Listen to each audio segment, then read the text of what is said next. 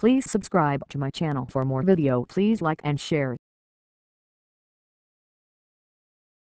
Man United v Liverpool. Is this really the biggest game in English football? Jonathan Liew investigates. This Sunday's match at Old Trafford will be billed as the biggest fixture in the game, but do the statistics back this up? Manchester United v Liverpool. Or, as Gareth Neville dubbed it on Monday night, the Dog and Duck versus the Red Lion. United and Liverpool may both have fallen on relatively hard times of late, but visit both cities and you will hear few challenges to the orthodoxy that Sunday's fixture is the biggest in the English footballing calendar.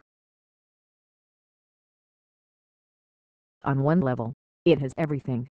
The history, the infamy, the hatred, the rival docks, the ship canal, the decline of traditional manufacturing industry in the second half of the 20th century.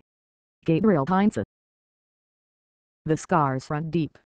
I could always feel their breath on my neck from 30 miles away, wrote Sir Alex Ferguson, who perhaps should have got someone to see whether the ventilation system in his office was malfunctioning. But is it the biggest? Is it really? Can we prove it one way or the other with statistics? In this article we'll look at a number of ways in which you could try and measure the biggest game in English football, and then when you've finished you can scroll down and leave a bitchy comment underneath. Deal. Knocked off your perch, read the banner at Old Trafford in 2011, after United clinched their 19th title to pass Liverpool's total. Thing is, the guy holding the banner looked about 30. Chances are he won't have remembered most of them. Which raises an interesting question. Is it right for people to lay claim to successes that occurred long before they were born? The record books will tell you that Manchester United have won 20 league titles and Liverpool have won 18.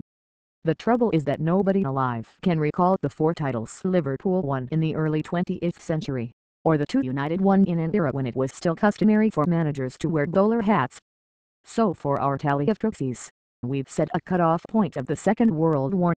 By awarding 3 points for a European Cup, 2 points for a league title and 1 point for a domestic cup or other European trophy, we can produce a pretty reliable table of the most successful English football clubs since 1945. League finishes. The problem with simply weighing up silverware is that you lose context.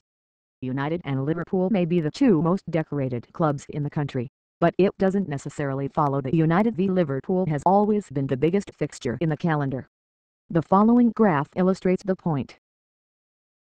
Manchester United and Liverpool league positions since the Second World War. You see, a lot of the time when Liverpool were good, United weren't very good, and vice versa.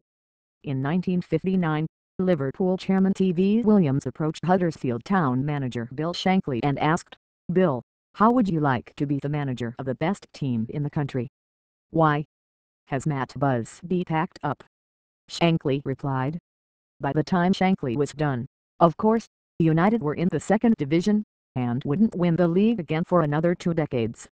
Moreover, United's period of dominance in recent years has coincided with one of Liverpool's most barren periods in generations. The question is this: if we're being honest with ourselves, how often have Liverpool and Manchester United actually been the 2 best clubs in English football? One way of working this out is to count the number of times the 2 clubs have finished in the top 2 positions in the league in either order.